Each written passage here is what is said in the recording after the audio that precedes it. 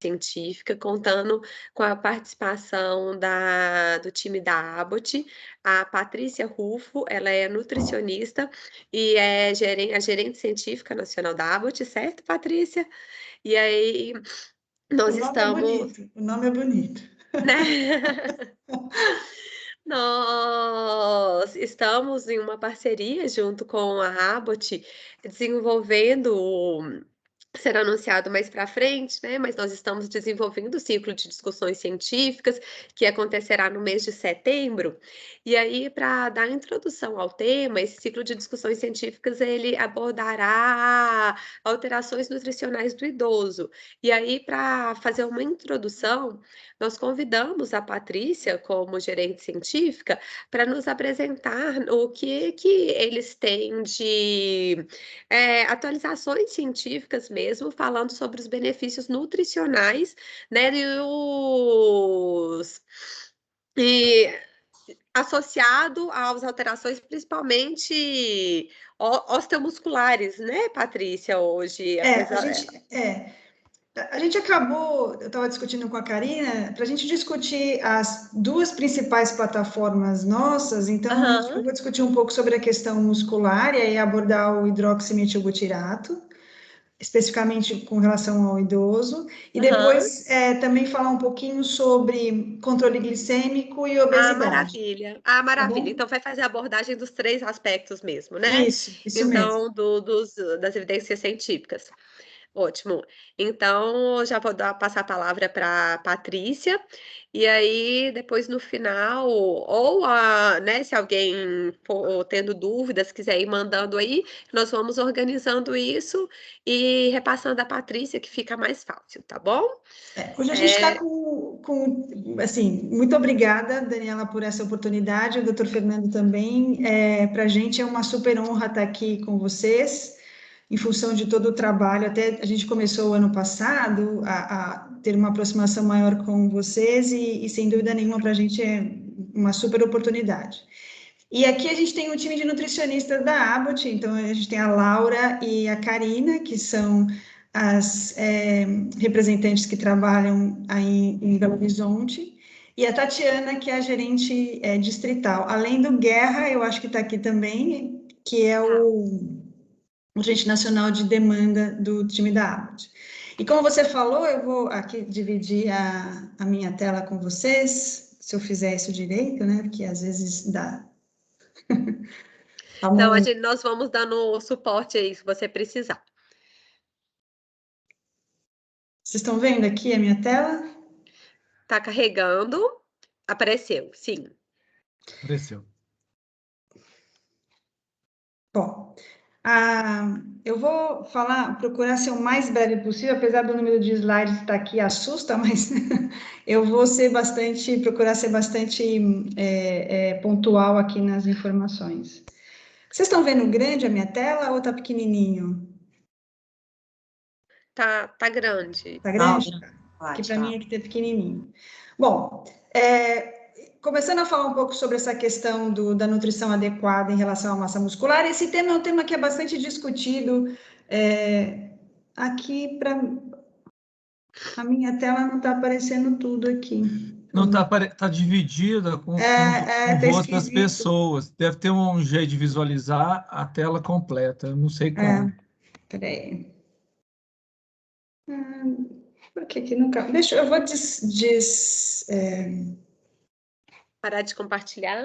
Compartilha Compartilha de de novo. novo. Deve ter a opção. Ô, Paty, tá aparecendo, mas não tá no modo apresentação. e aqui eu não estou conseguindo pôr no módulo apresentação. Esquisito, né? Assim vocês não estão vendo, não, né? Tenta sair, entrar de novo, para de compartilhar e compartilha de novo. Às vezes dá certo. Eu vou sair e voltar. Tá.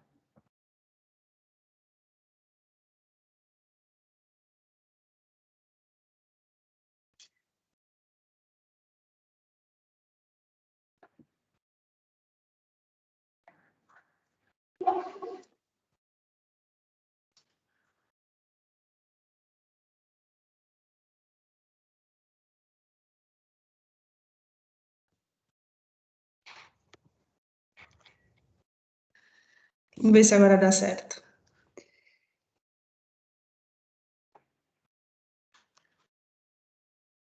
Deveria dar. Ah, não sei por quê. Tá fazendo isso. Você quer me mandar a apresentação e eu tento compartilhar aqui? Vou fazer isso, só um pouquinho, então, peraí. Ô, Dani, eu tô conseguindo ver a apresentação. Gente, eu descobri. Eu também Todo mundo tem vejo. que ir nos... Quem está assistindo tem que ir nos 3 pontinhos. Aí coloca assim, ó, full screen e tem uma opção também, focus. Tem que marcar as duas. Aí fica full screen para quem está assistindo. Pois é, porque para mim também tá bom. Eu não estou entendendo o que está acontecendo, mas Para mim é normal também. Para para mim mim também tá. tá normal. Então, vamos lá.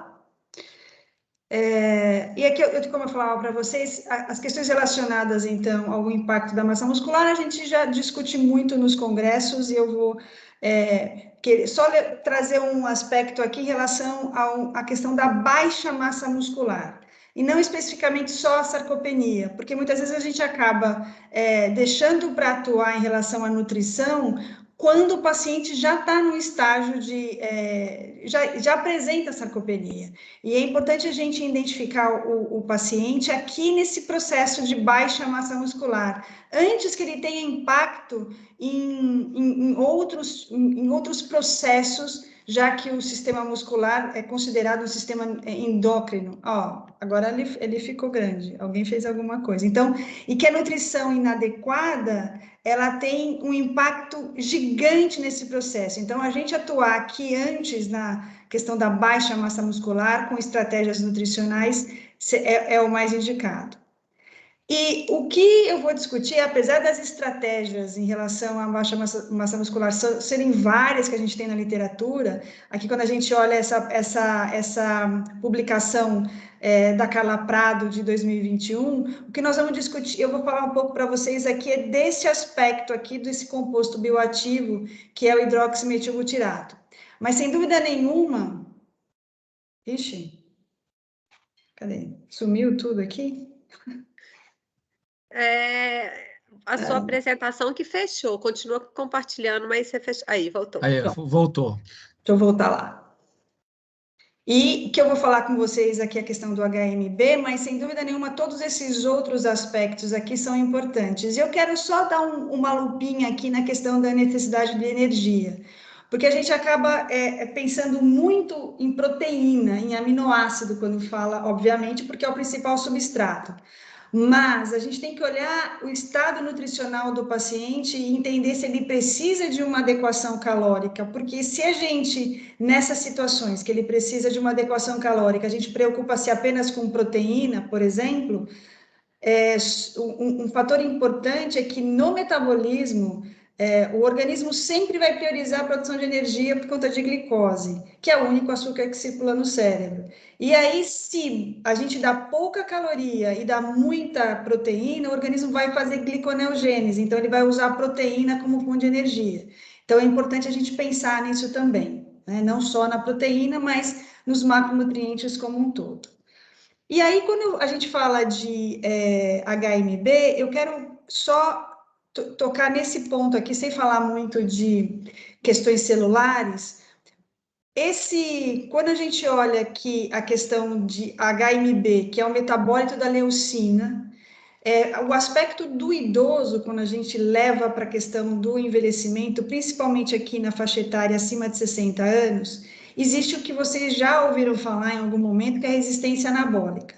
Um aspecto que está, o fator que é da leucina, para ela se começar o processo de produção de HMB, que é só em torno de 5 a 10%, essa substância aqui, que é o isocapruato, ele precisa estar numa quantidade adequada, e no idoso, ele já começa a diminuir. Esse é um dos fatores do processo da resistência anabólica.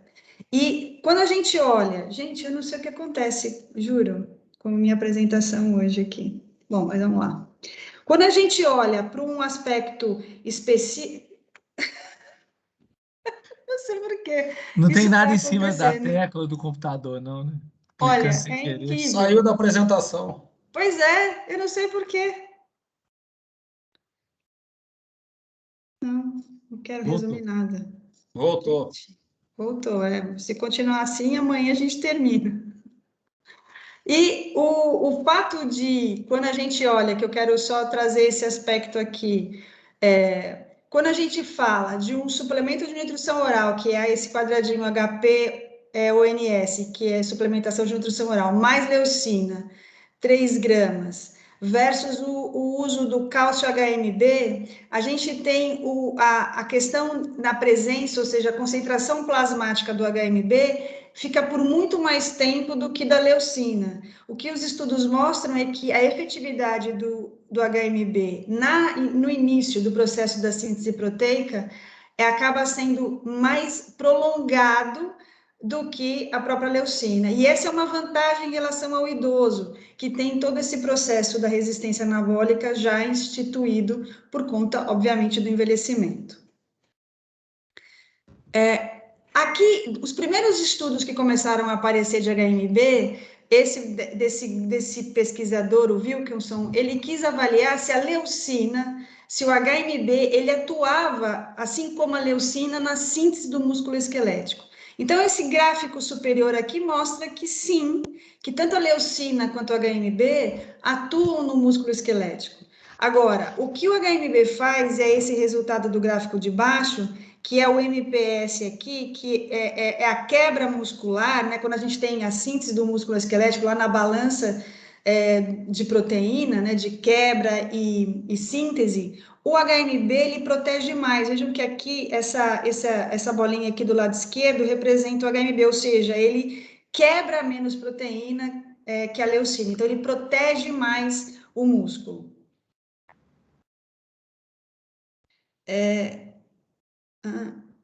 E, nesse sentido, o que esses efeitos anabólicos relacionados ao HMB, esse efeito anticatabólico é a principal vantagem em relação à leucina.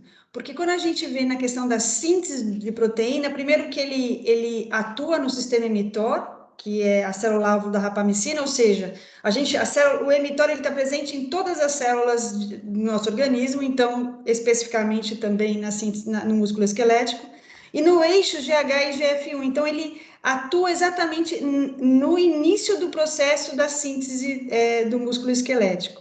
E, em compensação, ele também diminui as enzimas, que são as caspases, principalmente, que iniciam esse processo de proteólise nesse sistema ubiquitina-proteasoma. E, obviamente, essa questão autofágica do lisossomo, principalmente na resposta inflamatória exacerbada. Então, esse é a grande vantagem do HMB, principalmente quando fala do idoso com alguma comorbidade. Então, ele fala de diabetes, ou fala da própria obesidade, ou de alguma doença cardiovascular, algum processo inflamatório, seja, por exemplo, algo mais grave como pneumonia. Então, ele atua diminuindo essa resposta inflamatória exacerbada, porque ele diminui as caspases que iniciam esse processo de proteólise via ubiquitina-proteasoma e o lisossomo nesse momento da resposta inflamatória exacerbada. E aí a gente tem aqui aonde ele vai atuar, então, especificamente desse lado da síntese, ele atua nessas enzimas que são as proteínas que iniciam lá a replicação da fita de RNA do músculo esquelético. Ele também atua numa outra parte da celular no músculo esquelético, a questão da proteção da membrana muscular, porque ele tem uma produção de colesterol, mas é um colesterol intracelular, ou seja, que vai ajudar a permeabilidade da membrana celular. Outro aspecto que ele faz em relação à liberação de síntese do músculo esquelético é a liberação do cálcio no retículo sarcoplasmático, ou seja, ele atua de forma celular dentro do processo da síntese do músculo esquelético. E, do outro lado, quando a gente fala de todo esse processo de formação do HMB celular e o impacto disso clínico. E o HMB já é estudado nos atletas há mais de 50 anos, quando a gente olha os tipos de estudos que começaram a aparecer com HMB. Há uns cerca de 30 anos, principalmente, a gente vem discutindo a questão do uso do HMB nos idosos, mas clinicamente os estudos são de 15, 20 anos, ou seja, acaba sendo um composto que tem sido estudado, mas é algo que na nutrição apareceu há menos tempo, né? E aí, aonde a gente encontra, né, as utilizações do HMB? Na doença aguda, no processo inflamatório, nos processos de imobilização, e aí a gente tem estudos com fratura de fêmur, por exemplo, 2 pesquisadores, um estudo que eu gosto muito é do E15, que mostra a melhora mais rápida recuperação das pessoas que passaram para o processo cirúrgico de imobilização por conta de fratura de fêmur, uma recuperação melhor e mais rápida. Outro aspecto importante em relação ao uso do HMB no envelhecimento, não é que ele vai produzir mais músculo, mas ele melhora a funcionalidade muscular, então ele permite uma melhor qualidade de vida.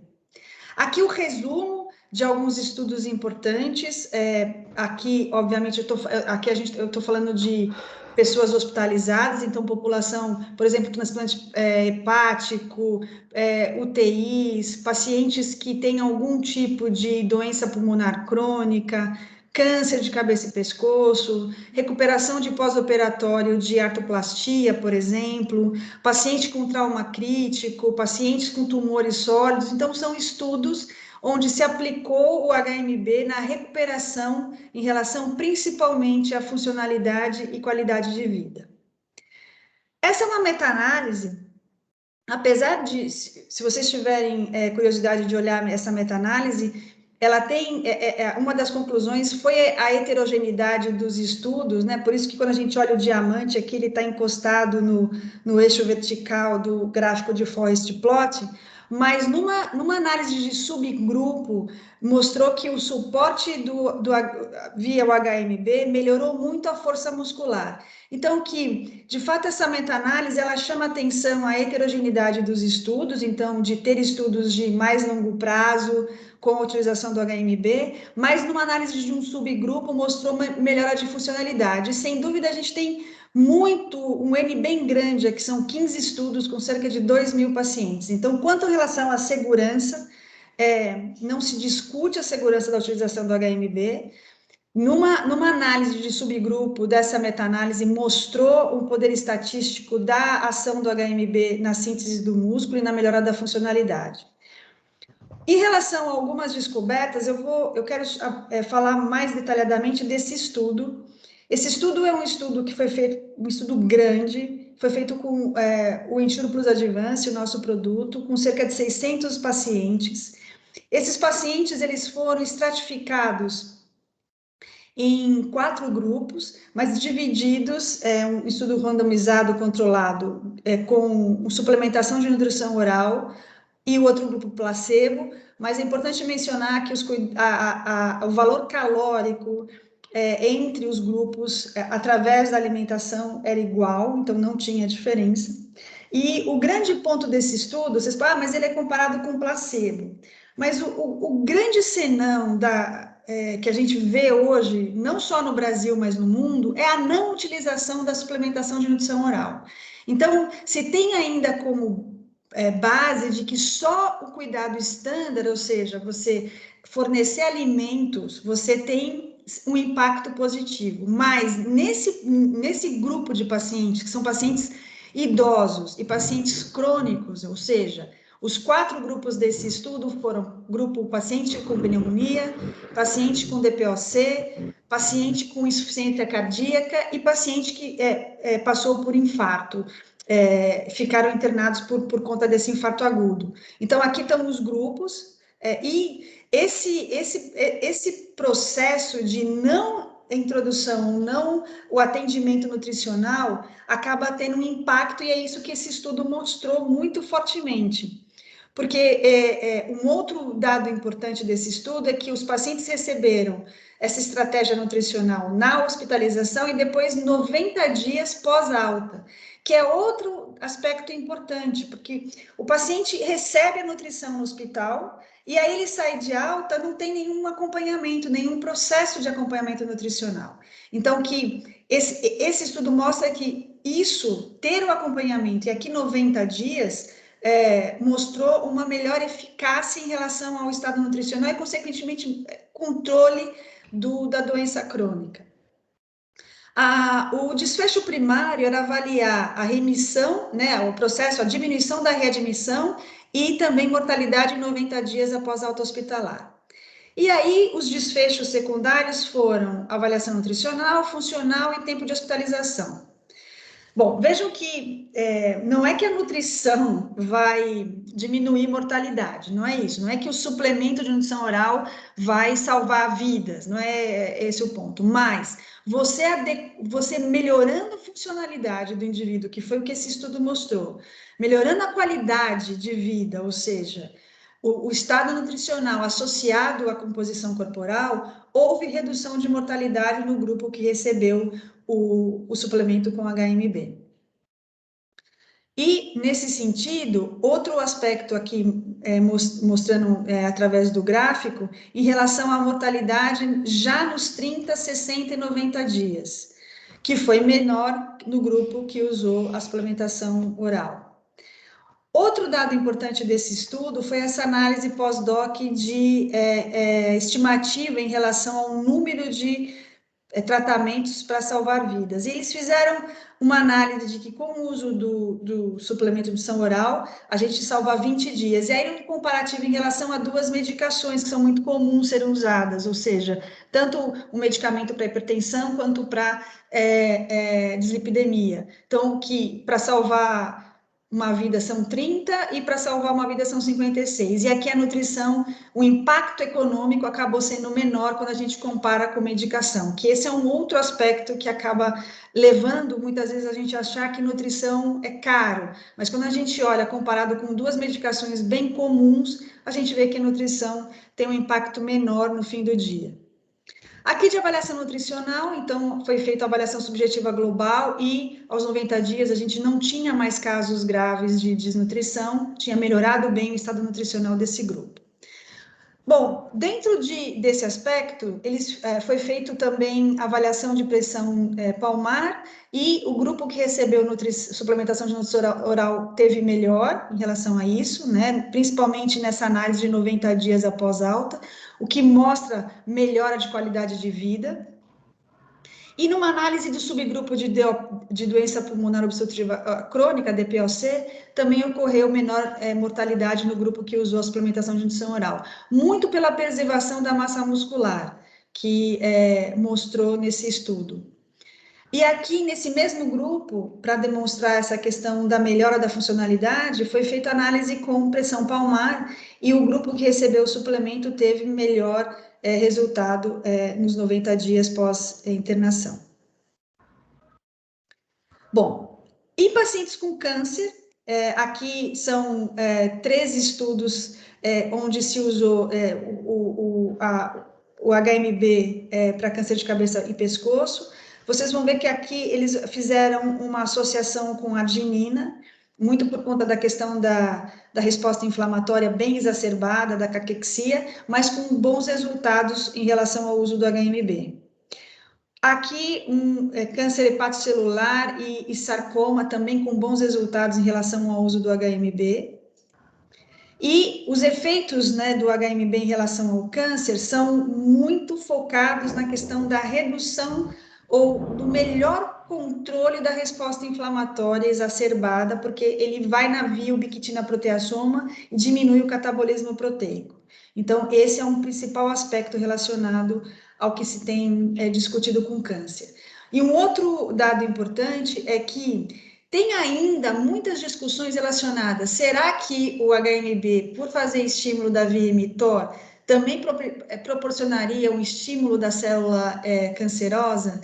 E isso, os estudos, principalmente, obviamente, né, feitos em estudos experimentais, onde se teve o cultivo da célula cancerosa com HMB, o que mostra que isso não acontece. Ele, inclusive, diminui o processo catabólico, ou seja, ele melhora a resposta inflamatória via ubiquitina proteasoma e não permite a exacerbação dessa inflamação, e não propicia o aumento de célula tumoral. Então, esse é um dado que vale a pena, eu posso depois mandar para vocês um resumo que eu fiz sobre esse processo de não síntese da via mTOR por conta do uso do HMB. E de segurança, os estudos com GRAS, esse estudo toda vez que a gente vai registrar um novo ingrediente no Brasil, a gente precisa apresentar esse geralmente reconhecido como ação segura. E o HMB foi seguro até 6 gramas por dia. E o que demonstra que o que a gente fornece hoje no produto, são 3 gramas por dia ou 1,5 por porção, é bem seguro de acordo com esse dado que a gente registrou aqui no Brasil. Em relação à segurança, aos estudos de segurança, principalmente com câncer, não relataram nenhum evento adverso relacionado ao HMB ou a associação dele com aminoácido ou ele através de suplementação de indução oral. Muito pelo contrário, as evidências mostraram benefícios nos vários modelos animais de câncer que foram aplicados, que é onde a gente faz análise de evento adverso, principalmente. E o ponto-chave do HMB é que ele ativa essa via mTOR. E, da mesma forma, com relação ao exercício e à leucina, né? Mas a grande diferença é que, como ele vai diretamente na via mTOR, ele vai no regulador mestre, que é um dos principais processos da via anabólica da síntese do músculo. Bom, e o que tem, né, de mais estudos? A gente tem estudos com fratura de fêmur, recuperação e reabilitação, pacientes diabéticos, transplante hepático, enfim. São várias pesquisas que mostram a eficácia aqui do HMB. Agora, eu trouxe esse slide exatamente para chamar a atenção de um aspecto que é HMB isolado, ou seja, o CA-HMB, o manipulado, versus o HMB num suplemento de nutrição oral. Aí vocês vão falar assim, ela vai falar isso porque ela tem um suplemento de nutrição oral. Mas o fato depende do estado nutricional. Então, se eu estou falando de um idoso que já tem 65, 70 anos, está num processo de doença crônica, está emagrecido, ou já tem um processo de fragilidade, não adianta eu só dar o HMB, eu preciso associar a caloria, proteína e vitamina D, que é um outro nutriente muito importante para a síntese do músculo esquelético. Um outro ponto também que eu gostaria de chamar a atenção é o substrato, né? A proteína. A proteína da síntese, ou seja, que faz pool de aminoácidos, que tem aminoácido essencial, são soro do leite, caseína, proteína do leite, né? Proteínas, por exemplo, como colágeno, não são proteínas associadas à síntese do músculo esquelético. Então, é importante olhar que para se ter síntese de proteína, ou seja, eu ter síntese de célula muscular, eu preciso ter a quantidade de aminoácidos essenciais, que são 9. E o colágeno não tem esses aminoácidos essenciais. Então, não adianta querer que o colágeno produza célula do músculo esquelético, porque isso não vai acontecer. Então, é importante também observar a fonte proteica. Até mesmo a fonte de proteína vegetal, ou seja, que é o isolado proteico de soja, é melhor que o colágeno, porque como ele é isolado, ele foi acrescido do aminoácido limitante, que é a metionina, então ele é considerado uma proteína de alto valor biológico. Então, esse é um importante aspecto que vale vocês observarem. Bom, dos ensaios clínicos em andamentos, que eu fiz um último levantamento nas plataformas de pesquisa, a gente tem, por exemplo, relacionando aqui a cirrose, relacionando ao câncer, relacionando a pacientes críticos e idosos. Então, vai surgir muitas mais pesquisas relacionadas ao HMB dos vários cantos do mundo. Então, é um caminho sem volta em relação a esse composto bioativo versus a manutenção da funcionalidade do músculo, e não de aumento de tecido muscular, mas sim de melhora de qualidade de músculo, principalmente em doenças como essa. Bom, de próximos passos, o que eu gostaria de chamar a atenção de vocês é o último guideline do ESPEN de pacientes polimórbidos. Nesse guideline, aparece citado o HMB em alguns processos de polimorbidades. Então, o que vale a pena vocês olharem com uma aproximação, uma lente um pouco mais próxima do HMB em relação à doença, a polimorbidades. E isso já está no último guideline do ESPEN, publicado, se eu não me engano, em 2019. E a última publicação aqui também falando do uso do HMB, ou seja, os órgãos que mais discutem sobre suplementação de nutrição, recomendando o uso do HMB dentro desse processo de melhora de funcionalidade. E volto a dizer, é claro que não é uma panaceia, então o que eu gostaria de deixar aqui bastante reforçado é que o HMB está aqui na pontinha dessa pirâmide. Eu preciso de estímulo, eu preciso fazer exercício, eu preciso orientar o exercício, eu preciso ter o acompanhamento desse exercício, principalmente de resistência. Proteína, caloria, vitaminas e minerais são fundamentais. Não adianta eu só priorizar a proteína, eu tenho que olhar, de um modo geral, como é a qualidade da nutrição daquele indivíduo e lembrar da vitamina D. E aqui a novidade, porque nutrição é uma ciência que evolui a passos largos, o HMB, ele parece ser uma estratégia de proteção da funcionalidade, principalmente de indivíduos mais velhos. Se vocês quiserem conhecer um pouco mais sobre composição corporal, aqui nesse site, que é o Abbott Nutrition Health Institute, tem vários cursos de graça online, são gratuitos, sobre composição corporal que vocês podem fazer. Então, desde, por exemplo, análise de tomografia, densitometria, bioimpedância, por profissionais que trabalham com isso, e não são vídeos longos, são vídeos curtos, que vale a pena vocês darem uma olhada se vocês quiserem se aprofundar um pouco mais nesse sentido. Bom, o que a gente tinha dividido era falar um pouco dos produtos que estão associados a cada uma das nossas plataformas. E aí, acho que a Karina vai falar um pouco sobre a família Ensure. A família Ensure, né, Karina? Isso, a Laurinha vai compartilhar a apresentação. A intenção era juntar, né, a teoria com a prática um pouquinho. Então, eu só vou abordar de forma breve hoje os produtos que a gente tem no Abbott para conduzir, né, justamente o envelhecimento, né, dos pacientes, tratamento e prevenção de sarcopenia. E aí é a nossa família Ensure. Pode passar, Laurinha. O nosso carro-chefe, vamos dizer assim, que é o que tem mais utilização e mais prescrição devido à versatilidade e custo-benefício, é o Ensurpó. O Ensure, ele é um suplemento completo, balanceado.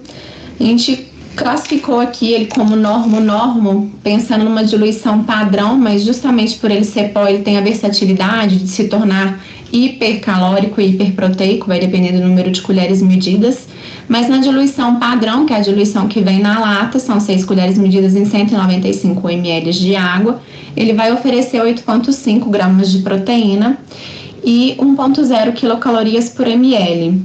Pensando em 8,5 gramas de proteína, o Abbott recomenda a utilização do suplemento de 1 a 2 vezes ao dia. Utilizando 2 vezes ao dia, você vai conseguir ofertar aí 17 gramas de proteína para o seu paciente na utilização do Ensure. Ele tem o FOS, pensando aí, né, no funcionamento intestinal adequado, 4 sabores. Então, pensando em adesão do seu paciente, Ele vai ter o sabor banana, sabor baunilha, chocolate e morango. Então é bem interessante para ele poder variar e ter uma melhor adesão aí na hora do tratamento.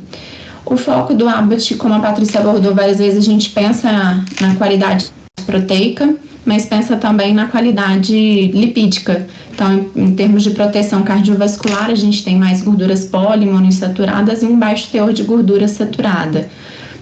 Mesmo se às vezes a gente dê alguns produtos que tem leite desnatado, né, na composição, o fato de ser desnatado não quer dizer que vai ter uma baixa gordura saturada. E o interessante do Ensure é esse cuidado. Então, eu tenho cuidado com o macro e também tenho cuidado com o micro. Então, cuidado com gordura, carboidrato, proteína e com os micronutrientes. Ele vai ter aí as 28 vitaminas e minerais atendendo aí todas as necessidades desse paciente. Ele poderia ser até utilizado como uma dieta integral exclusiva, se houvesse a necessidade. O principal foco vai ser realmente para aqueles adultos, idosos que não se alimentam bem, que precisariam realmente suplementar aí, né? Pacientes oncológicos que vão ter uma demanda maior e tratamento e prevenção de sarcopenia. Pode passar, Laurinha. Quando a gente pensa numa necessidade calórica aumentada, aí a gente tem o Ensure Plus, que é o nosso suplemento completo, balanceado. Ele é normoproteico e hipercalórico, ele vai ter 13 gramas de proteína nessa caixinha e 1,5 quilocalorias por ml. Sabor baunilha e chocolate, também com esse cuidado na gordura na questão da proteção cardiovascular. Aí ele seria voltado para aquele paciente que precisa de um ganho de peso, que às vezes teve uma perda de peso por uma internação ou por uma doença, né? Uma necessidade aumentada na oncologia, um paciente renal em diálise devido às 13 gramas de proteína, né? Um paciente cardiopata que tem uma necessidade calórica maior. Então, aquela paciente que está com uma baixa ingesta ou precisa realmente de um aporte calórico maior. Pode passar, Laurinha. Pensando no paciente sarcopênico e pensando naquele paciente que tem uma necessidade proteica aumentada, a gente tem o Ensure Protein. Aí ele vai ter 17 gramas de proteína, então ele é hiperproteico, normocalórico, 1,25. Em um frasquinho ele vai ter 275 quilocalorias, né? Sabor baunilha também, com a preocupação das gorduras saturadas em menor proporção, focando sempre em poli e mono. E ele vai ser interessante para aquele paciente para tratamento e prevenção de sarcopenia, que tem dificuldade de atingir aí a necessidade proteica, então que precisa realmente de um aporte proteico maior. Paciente oncológico, ou que tem, né, como eu mencionei, uma baixa ingesta de proteína ou uma elevada necessidade para ser suprida com a suplementação. E esse é o suplemento que a Patrícia mencionou, a questão do HMB. Hoje é o único suplemento no mercado completo, balanceado, que tem o HMB na composição, que é o Ensure Plus Advanced. Ele é hipercalórico e hiperproteico, ele tem 20 gramas de proteína por frasquinho, com 1,5 quilocalorias, então em cada frasco ele vai oferecer 330 quilocalorias, e ele tem 1,5 de HMB. Como a orientação é justamente a utilização de 2 vezes ao dia do suplemento, vai ter aí as 3 gramas de HMB para dar esse benefício com relação à síntese muscular. Tem as 500 unidades internacionais de vitamina D em um frasquinho também. Então, pensando nos nutrientes necessários para essa síntese e manutenção, melhora da qualidade mesmo do músculo. O sabor dele é baunilha, também tem as gorduras poliinsaturadadas com baixa gordura saturada. E o que a gente vê de oportunidade de utilização dele está sendo muito prescrito agora no pós-Covid, principalmente para auxiliar nessa fraqueza muscular adquirida, que é uma das sequelas, né, que estão sendo percebidas no pós-Covid. Paciente oncológico, como a Patrícia relatou na apresentação, pré e pós-operatório. Pré, se você quiser preparar esse paciente, né, para uma operação, ou no pós, para ele realmente se recuperar quando ele estiver bem caquético, catabólico, precisando mesmo de uma dose de ataque. Cicatrização e pacientes aí com perda de funcionalidade, para melhora dessa funcionalidade. Agora a gente vai só reforçar que ele tem aí, né, um insulina ideal para cada paciente. Então ela tem a proporção adequada de proteína e caloria para essa proteína não ser desviada para produção de energia, para ela realmente exercer a função dela aí na síntese muscular, na qualidade, né, de qualidade muscular. Ele tem mais de 30 estudos com mais de 5.500 pacientes aí endossando a melhora do estado nutricional e da massa muscular nos pacientes que fizeram a utilização da suplementação. Só lembrando que a gente fala da questão da suplementação, o nome já fala, ele é para suplementar e não para substituir. Então, é interessante colocar ele entre as grandes refeições, não substituindo essas grandes refeições. É para realmente ser um aporte a mais, um plus de caloria, um plus de proteína, um plus de micronutrientes, para não influenciar aí já no consumo de alimentos in natura do paciente. E ele tem aí, como eu mencionei, vários sabores e oportunidades de flavorização para manter a composição adequada do estudo, garantir a porção que ela seja ingerida de forma completa, né? E vai criar aí outros sabores para maior adesão e experimentação dos pacientes. Só para finalizar, só uma lembrança, não sei se todos têm contato e conhecimento, para ajudar vocês também na questão da adesão do paciente ao tratamento. A gente tem os cupons benefício, que na compra de uma lata do Ensure o paciente ganha outro, então ele compra um original de 400 gramas e vai ganhar outro original de 400 gramas.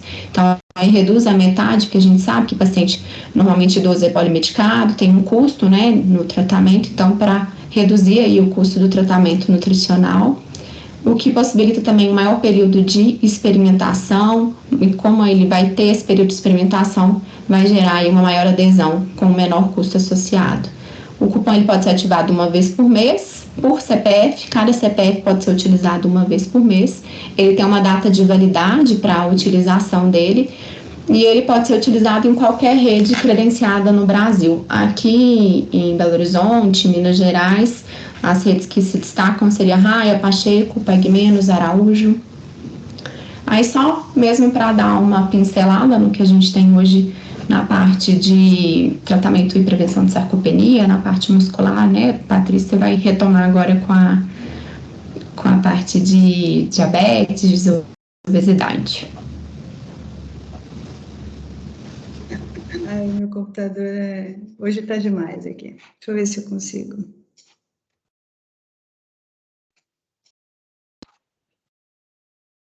Nossa, está over. Bom, a segunda plataforma de pesquisa que a gente tem muito grande no Brasil e fora do Brasil é o controle glicêmico.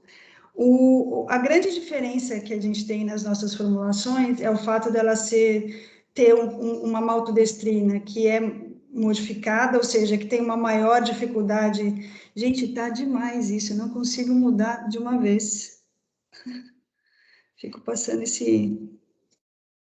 isso aqui. Meu computador tá over. Vai ter que ser. Bom, tá acabando aqui. Então, essa frase é uma frase que eu gosto muito de repetir sempre, que a nutrição como complemento não reconhecido aos medicamentos para o controle glicêmico.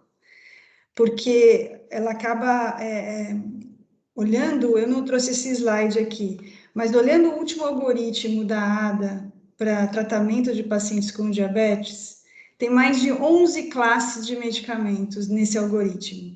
E só uma tirinha bem pequenininha falando sobre mudança de estilo de vida e alimentação. Então, esse é um ponto que falar de terapia médico-nutricional, principalmente com esse foco em controle glicêmico, acaba sendo um desafio, principalmente para o profissional médico, né? Para o médico que acaba, muitas vezes, não tendo tempo na consulta para olhar para a terapia médico-nutricional. Então, aqui, esse aspecto, que são esses 4 pontos relacionados ao tratamento do paciente com diabetes, nesse approach individualizado que foi publicado pelo ADA, sem dúvida nenhuma, o plano individualizado é fundamental, a atividade física, o suporte emocional, isso acaba sendo um fator, principalmente quando fala do impacto dessa doença na vida do indivíduo, mas principalmente sobre mudança de estilo de vida. E aqui, a gente nem precisa dar muita ênfase, que é o principal aspecto que é visto na consulta, né? Mas esses 4 pontos deveriam ter pesos semelhantes no atendimento do paciente com diabetes, que é esse approach individualizado que discute o ADA esse ano principalmente.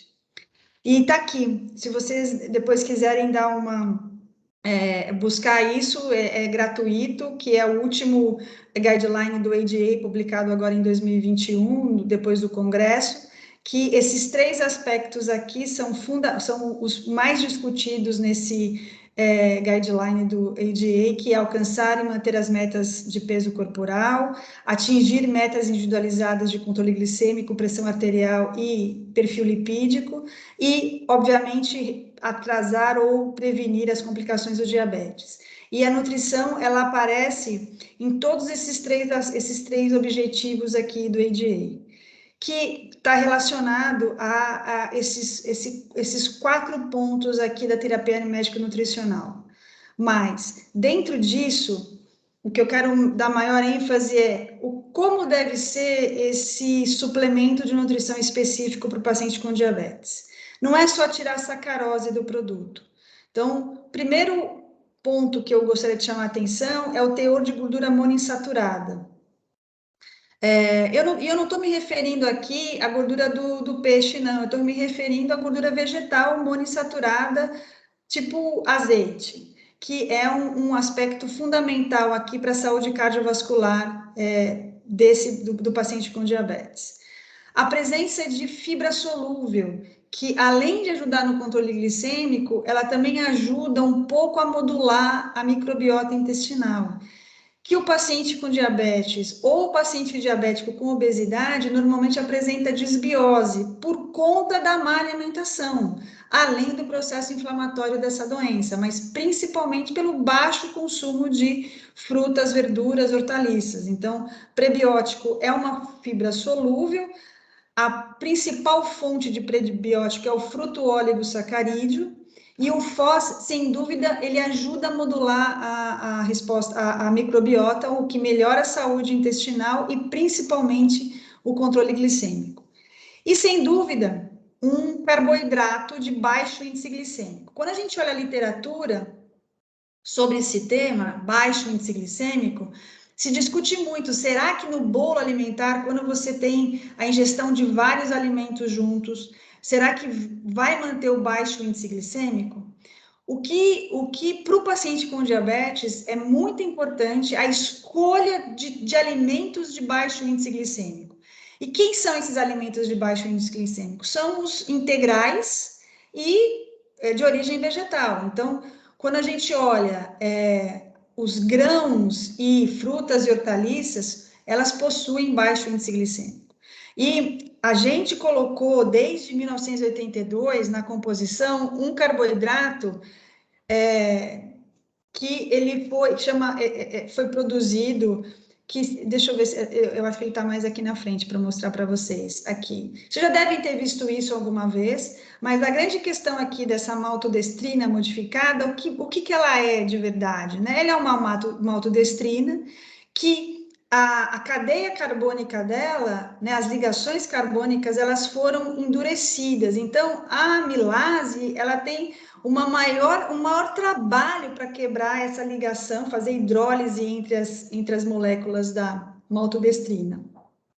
E vejam que não é toda a molécula de maltodestrina do glucerna que é modificada, porque se isso fosse acontecer, ia dar uma intolerância gastrointestinal gigante.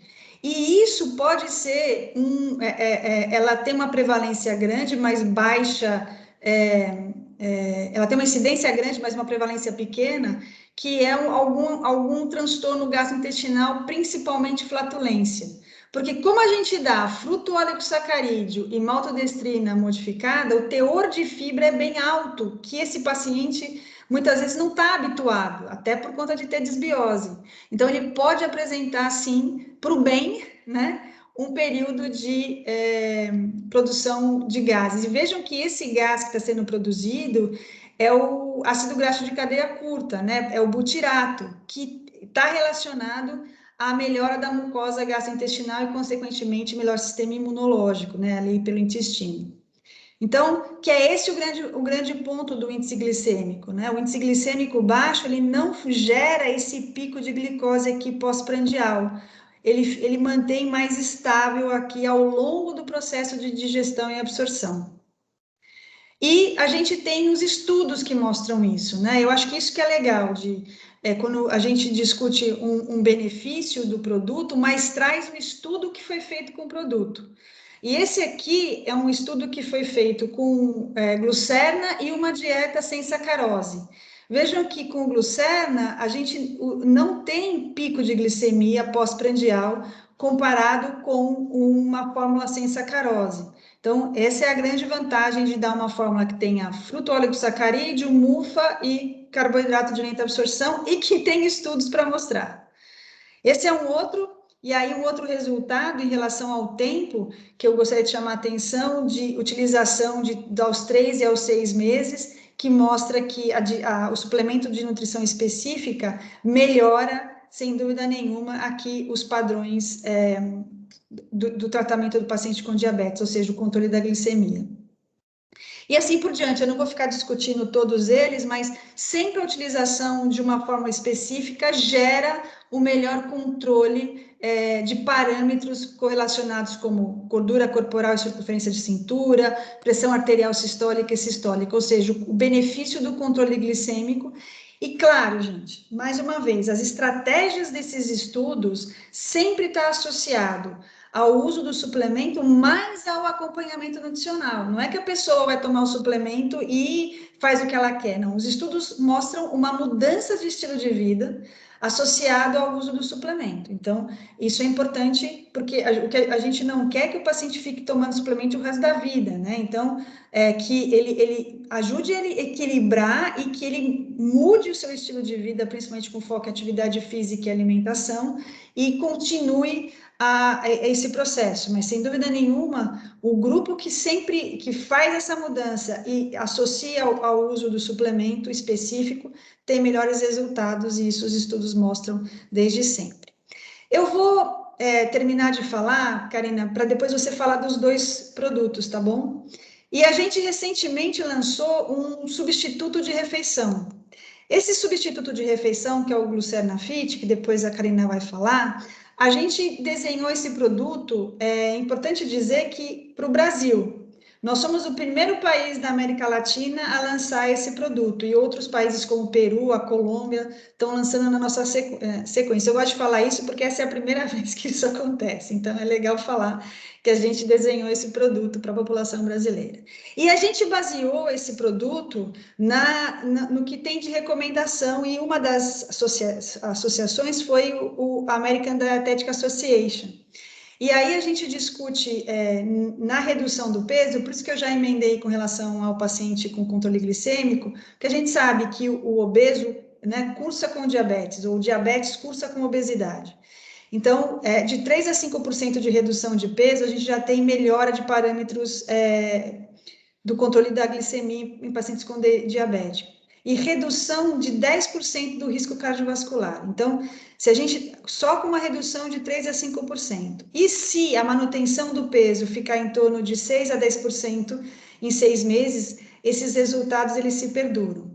E aí, se vocês olharem aqui, esse estudo é de 2014, né, essa recomendação. E aí a gente viu agora, recentemente, há 2 anos, a publicação de um estudo, o DIRECT, que discute a remissão do diabetes. Só que vale a pena discutir o que é remissão de diabetes, né? Porque isso também tem outras questões importantes que a gente precisa lembrar, que não é só discutir a perda de peso e depois voltar a ganhar o peso, né? Então, é a manutenção desse resultado. Então, por isso que é importante esse cuidado em relação ao que a gente está falando de remissão. E, sem dúvida nenhuma, o uso do substituto de refeição, ele é uma das intervenções dietéticas, né? Porque a gente precisa ter toda uma terapia multimodal associado ao uso do substituto de refeição. Bom, e como a gente faz isso? Então, usando essa recomendação da Academia de Nutrição e Dietética, vejam que ela é de 2014, o manejo dietético da obesidade, independente, inclusive, da faixa etária, que aqui a gente está falando de idoso, está falando de adulto, está falando de pessoas com sobrepeso ou com obesidade.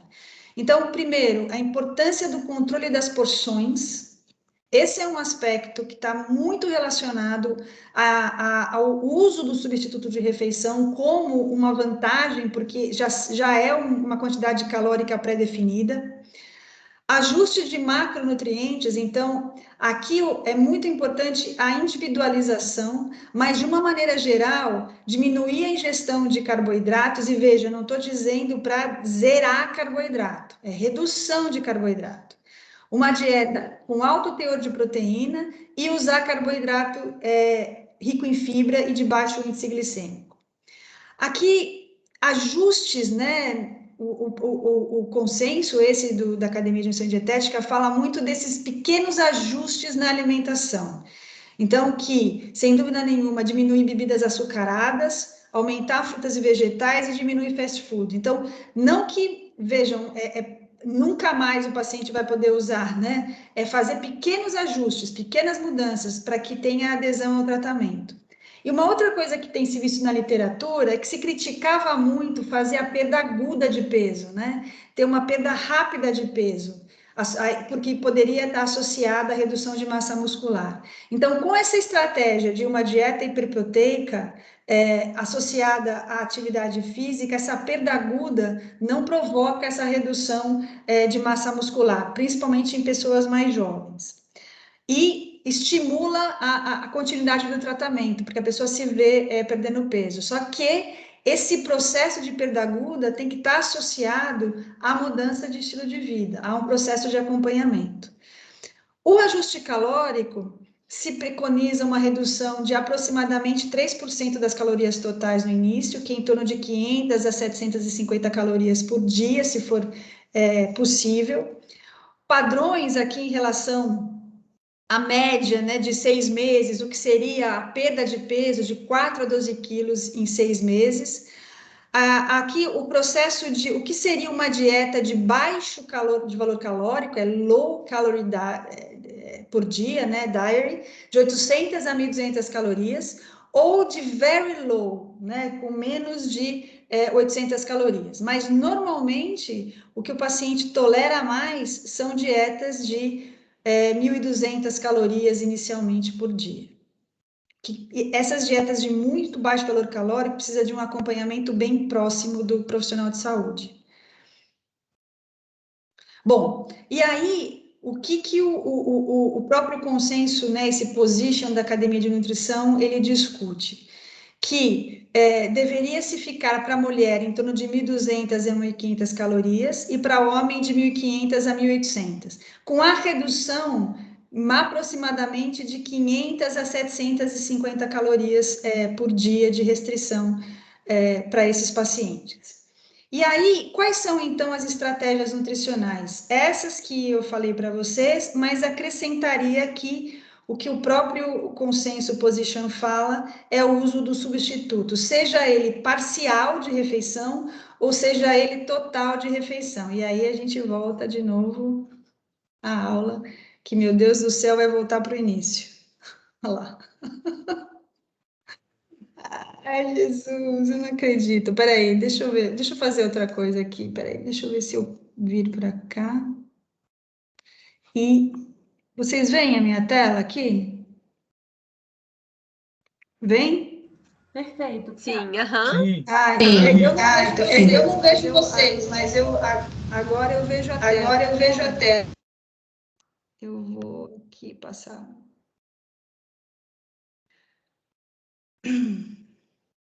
Para cá. Porque assim eu não vejo vocês, mas tudo bem. Então, o substituto, seja ele parcial ou ele substituto total de refeição, né? Mas o parcial, ele acaba sendo muito mais tolerado do que o total de refeição, obviamente. E, sem dúvida, isso está relacionado à mudança e uso de rotina e isso como regra. Bom, então, qual a vantagem do substituto de refeição, né? É importante a gente dizer que, numa pesquisa que nós fizemos antes de lançar o produto, a gente no Brasil tem muito preconceito sobre a utilização do substituto, muito por conta do que existe de composição e muito por conta do como foi feito o processo de utilização via profissional de saúde, né? Então, de verdade, a gente não tinha um substituto de refeição de acordo com o que a gente tem de guideline, esse do position do American Dietetic Association e do próprio sistema de vigilância nutricional do Brasil, que é a Anvisa. Então, que os substitutos de refeição, eles precisam ter essas características em termos de serem alimentos que tenham macronutrientes, uma composição definida, ou seja, isso ajuda na escolha, né, das porções, limita as porções, limita as escolhas. A ideia é que ele supra parcialmente as necessidades nutricionais, então por isso que a gente optou por fazer uso do substituto parcial de refeição e não do total de refeição, que acaba sendo muito inviável do ponto de vista de aceitação e compliance do paciente. E por definição, no substituto de refeição, quando e como, ou seja, para quem a gente vai prescrever? Então isso é importante, isso está atrelado à rotina de vida do paciente, está atrelado ao que ele tem expectativa de tratamento, principalmente para aqueles que têm dificuldade de seleção e controle de porção, né? E o ideal, né, o parcial de refeição, ele deveria substituir refeições. Os lanches diários vai depender muito da composição desse produto, porque se ele tiver uma composição que se aproxime mais do que seria uma refeição, como café da manhã, almoço e jantar, ele pode atrapalhar o tratamento. Então, importante olhar como é esse substituto, a composição dele, para saber se ele vai ser usado como substituto de refeição ou nas refeições intermediárias. E aqui o que eu quero reforçar é que a gente acabou optando por lançar um produto segundo a portaria da Anvisa. Vejam que ela não é nova, né? Ela é de 98, mas é que ela está em vigor ainda. O que seriam as três principais objetivos, né, do substituto, que é na perda de peso e até mesmo no ganho de peso, dependendo do estado nutricional do indivíduo. Mas o que a gente está buscando foi uma composição para o tratamento do obeso ou do sobrepeso. E aí, como é parcial de refeição, segundo esse position do American Dietetic Association, são 2 porções diárias para perda de peso e uma para manutenção. Bom, aqui são os 4 principais pontos que eu acabei de falar para vocês, e eu quero só falar uma evidência, que esse estudo é muito legal para exemplificar o uso do substituto de refeição, que é o Look Ahead, né? Acho que a maioria de vocês conhecem, é um estudo longo de quase 10 anos, os 4 primeiros anos desse estudo apresentaram resultados excelentes relacionados ao estilo de vida. Depois do 4º ano, eles tiveram que suspender o estudo com 9 anos, porque o estudo começou a não ter diferença estatística entre os grupos por conta da contaminação entre as metodologias do estudo, e o grupo que era o controle acabou seguindo as recomendações do grupo intervenção. Então, vejam que o estudo é enorme, com 5.000 pacientes entre 45 e 74 anos, todos obesos, e existiam dois grupos, esse de intervenção intensiva e esse de suporte nutricional. O primeiro ano do estudo, o endpoint primário era uma perda de até 7% do total. E a dieta que foi oferecida para eles tinham essas características e o uso do substituto de refeição parcial. Exercícios com cerca de 175 minutos por semana e modificações comportamentais. A fase inicial desse estudo, vejam que usou 2 substitutos parcial de refeição e até mais um snack, né? E nos 7 a 12 meses, um substituto de refeição e um snack. Na fase 2, um substituto de refeição e os casos elevados de reganho de peso se voltava a introduzir os 2 substitutos. Vejam que o primeiro ano, o endpoint primário, que era de 7% no grupo que usou o substituto de refeição associado ao estilo de vida de mudança de estilo de vida intensivo, perdeu 8,6%. E aqui, dentro do grupo intervenção intensiva que usou o substituto de refeição, eles dividiram em quartis por número de utilização de substituto de refeição. E o quartil que mais usou perdeu mais peso no primeiro ano, 11%. Esse aqui é o resultado de 4 anos. Veja que, apesar do grupo intervenção, ele teve essa perda de 8% aqui no primeiro ano, ocorreu um reganho, ainda assim, ele tinha menos 4,7% a menos de peso comparado com o início, que foi de 8% aqui. Ou seja, ele continuava com perda de peso, versus o grupo que só recebeu orientação nutricional com mudança de valor calórico da alimentação. Então, que mostra que apesar do ganho, ainda teve uma manutenção da perda de peso ao longo de 4 anos, né? Isso é muito importante dizer. Todos os padrões, os parâmetros de hemoglobina glicada, pressão arterial, aumento de HDL, diminuição de LDL, nos últimos 4 anos, foram menores no grupo intervenção. Esse outro estudo, eu vou falar rapidamente dele, usou em pacientes obesos ou um substituto ou 2 por dia, né? E o que se viu de resultado, os pacientes com 2 substitutos de refeição perderam 4 quilos versus meio quilo no grupo que recebeu 1. E as reduções de peso de cintura, hemoglobina glicada foram melhores com 2 porções de substituto por dia. E o abandono do paciente e a adesão não foram piores no período de 12 meses, ou seja, que eles tiveram bom, mesmo de 1 ou 2, o resultado de compliance, ou seja, de adesão ao tratamento, foi semelhante. E o parcial de refeição, então, aqui é um exemplo de como incluir no plano. Então, numa dieta de 1.200 calorias, se a recomendação é uma redução de 30%, ou seja, não de redução, mas de inclusão de 30% do VET, né, de valor calórico do substituto, eu deveria dar, para perda de peso, 2 porções de 200 calorias e o restante de alimentos de 800 calorias. Então, que seria esse um plano de, por exemplo, que foi usado no Look Ahead de utilização de substituto de refeição, ou seja, até 30% das substituições por dia de valor calórico numa dieta, por exemplo, de 1.200 calorias.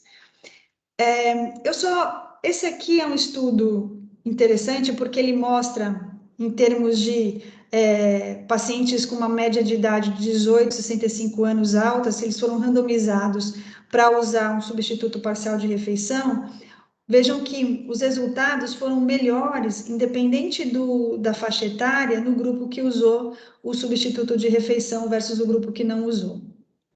Bom, eu não vou apresentar essa meta-análise, eu juro para vocês, mas ela é nova, ela é de 2019, por isso que eu resolvi trazer. E as várias estratégias de utilização, olha, substituto de refeição versus dieta, substituto de refeição versus suporte, versus dieta e suporte. O diamante está sempre afastado aqui do gráfico de Forrest Plot, o que mostra o peso estatístico dessa intervenção nesses vários estudos aqui com a utilização do substituto de refeição.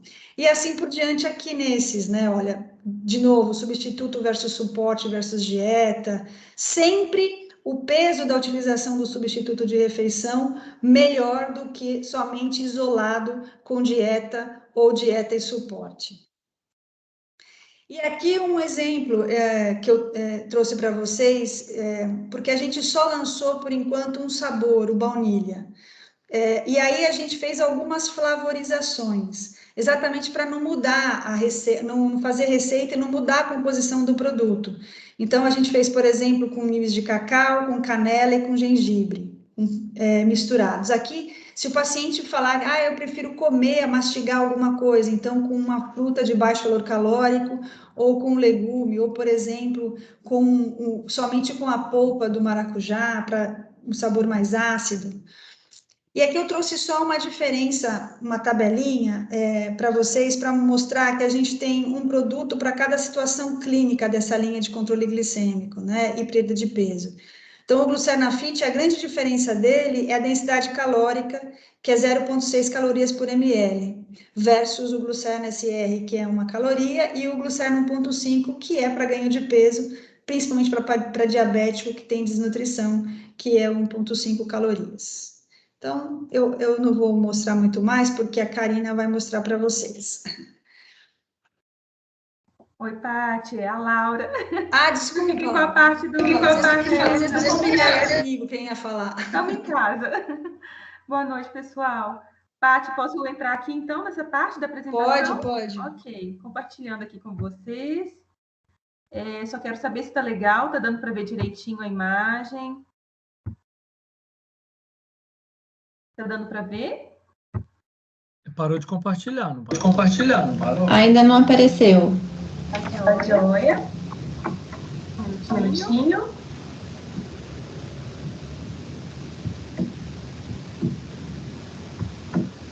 Foi?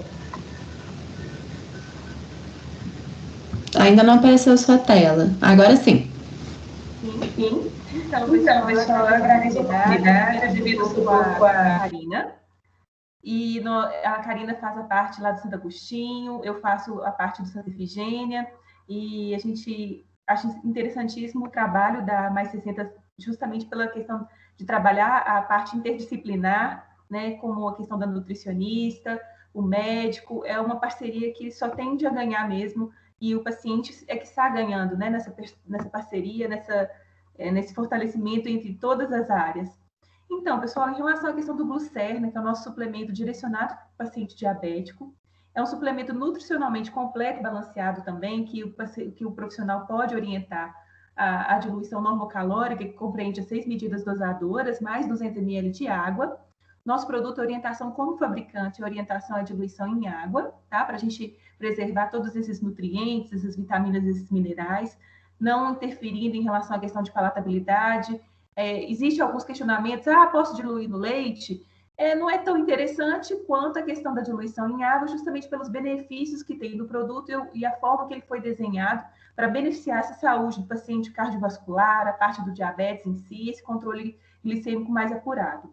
Esse produto ele tem 9,4 gramas de proteína, 0,94 quilocalorias por ml, 28 vitaminas e minerais, e é o sabor baunilha, tá? Que é o sabor mais neutro, que agrada os pacientes, principalmente em relação à questão de poder também favorizar com outros produtos, como café, né, cacau. Então, tem essa oportunidade também com frutas de baixo índice glicêmico. É interessante trazer à luz o quanto é importante também a questão de compartilhar informação com o paciente, porque o conhecimento e a segurança na preparação faz toda a diferença para o resultado, né? É bem interessante também a gente perguntar para esse paciente, quando ele voltar ao consultório, depois de uma prescrição do produto, quanto tempo que durou essa lata dele? Se é uma lata de 400 gramas, se você indicou, por exemplo, para fazer uma diluição ao dia, essa lata rende aí 7 dias. Se o paciente fala para você que a latinha de 400 gramas rendeu 15, 20, 30 dias, é sinal que ele está acabando consumindo uma subdose, né? Não é a dose ideal para se ter os benefícios do produto, né? Então, a prevenção e a situação de prevenção e de utilização do produto é interessante para a situação de estresse metabólico, o paciente, tanto diabético do tipo 1 ou do tipo 2, o paciente em uso de corticoide também, que é super interessante, que a gente sabe o quanto que interfere, principalmente em relação a essa questão da glicose nesse paciente. O controle da hipoglicemia noturna, né, é interessante. Quantas vezes o paciente relata que pela manhã ele sente um certo mal-estar, justamente porque essa glicose já está mais baixa, e isso compromete muitas das vezes, acontece muitas quedas pela parte da manhã, justamente por conta dessa hipoglicemia. Então, é interessante trazer à luz a oportunidade e o quanto o produto é eficaz, desde que ele seja preparado da forma correta também, né, para a gente garantir a eficácia do tratamento. E nos casos também da sarcopenia, né, que é um produto que é interessante, principalmente para o paciente diabético e sarcopênico, tá? Em relação ao Glucerna Pó, a gente também tem a oportunidade de fazer a diluição de hipercalórica e hiperproteica. A mudança é somente em relação à quantidade de colheres dosadoras, tá? É a orientação também na diluição da água, de 200 ml de água. Em relação à questão da fração proteica, você vai estar ofertando para o paciente 17,4 gramas de proteína, vai ter um total de 1,5 caloria por ml nessas 10 medidas, né? Além das 28 vitaminas e minerais, a questão da gordura vegetal, a preocupação do hábito, né? Como laboratório, nós não somos indústria alimentícia, então a prioridade é realmente trazer à luz em relação à qualidade a se ofertar dentro da composição de um produto. E a gente tem como foco principal essa questão também do paciente que geralmente, além de diabético, ele pode ter, né, uma alteração de lipídio, um colesterol alterado. Então, é por isso que o suplemento também ele é desenhado e pensado de forma diferenciada. Então, por isso, ele tem poli e monossaturadas em maior proporção comparada à gordura saturada que existe aí no mercado.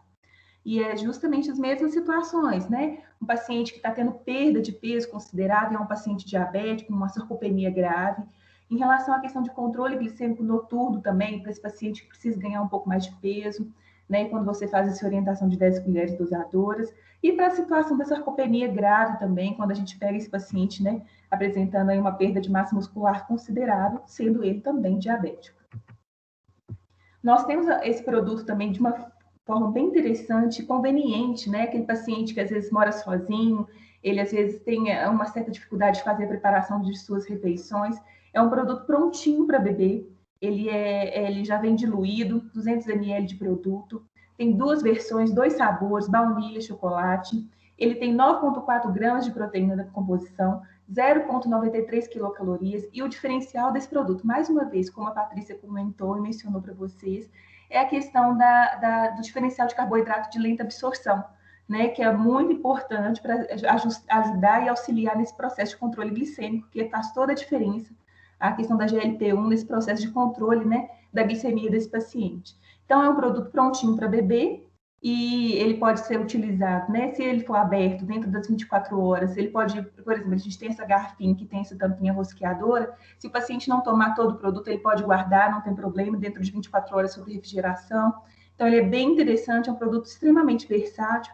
Às vezes ele está fora de casa, às vezes o paciente chega para você, doutor, eu tenho dificuldade de procurar um lanche. O Glucerna é uma ótima opção de lanche também, né? Às vezes entre um horário de uma refeição e outro, o paciente vai sair para uma consulta, ele é super oportuno para trazer essa oportunidade de ter o controle naquele horário, sem ter a queda da glicemia também, e favorecer ele estar aguardando, né, a próxima refeição com calma, com tranquilidade, sem ter o prejuízo em relação à glicemia. O Glucerna 1.5 é o nosso suplemento prontinho para beber na versão hipercalórica e hiperproteica. O que a gente tem que pensar também na parte de conveniência, né? Então, se o paciente ele gosta já da parte prática, já é prontinho para consumir, ele vem o sabor baunilha também.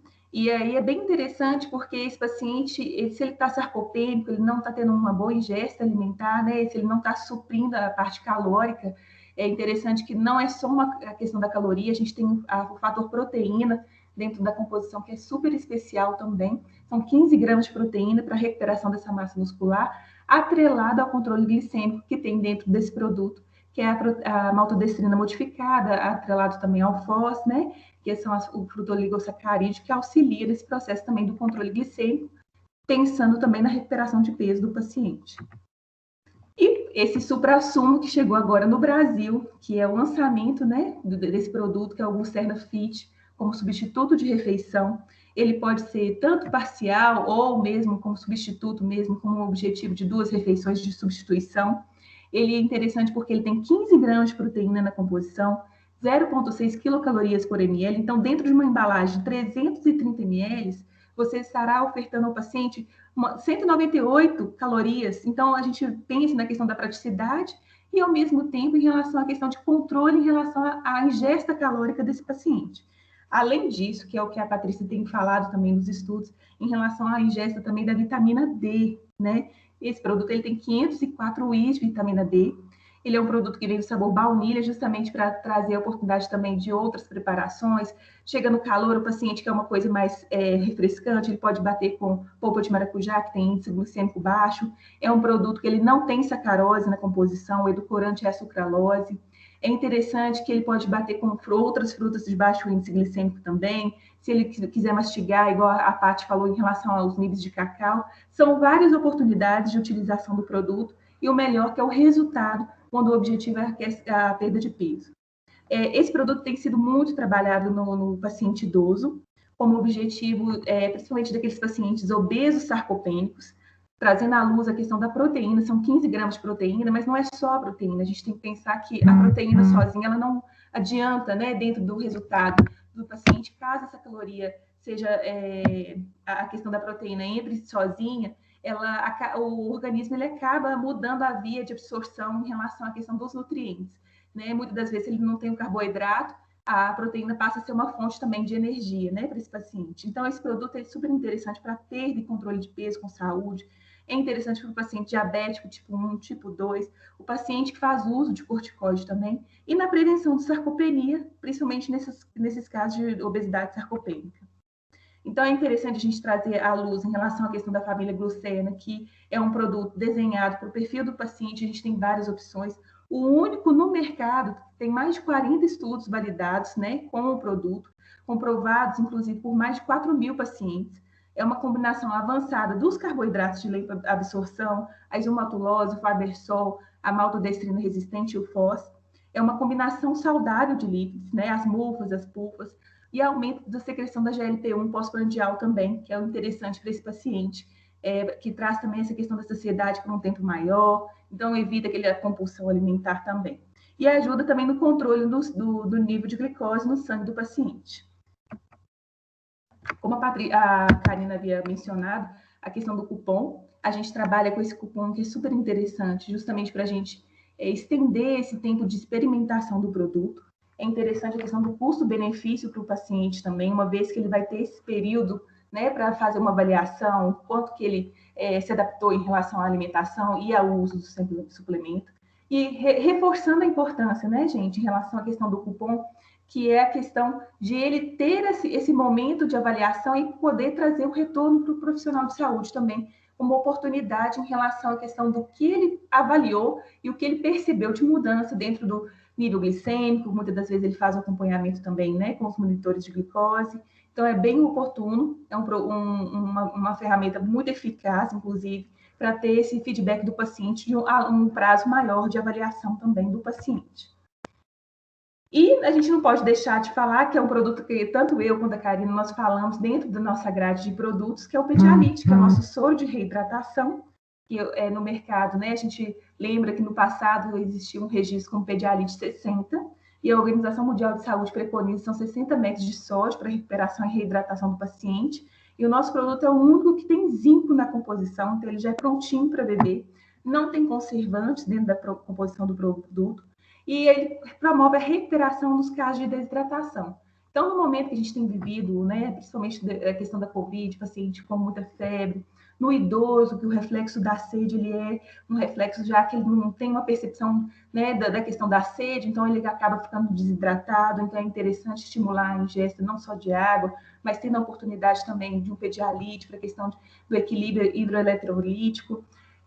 Casos de dengue, chikungunya, zika, nos casos de diarreia e vômito que todo mundo conhece, febre, cirurgia bariátrica no pós-operatório, no pré-operatório, colonoscopia, o paciente que vai fazer o procedimento, o tratamento oncológico também, que entra muitas questões, né, que são questionadas no pós-tratamento, que o paciente relata muita a desidratação em função realmente da quimio, da rádio, a insolação, a ingesta de bebida alcoólica e também na parte da atividade física de alta performance.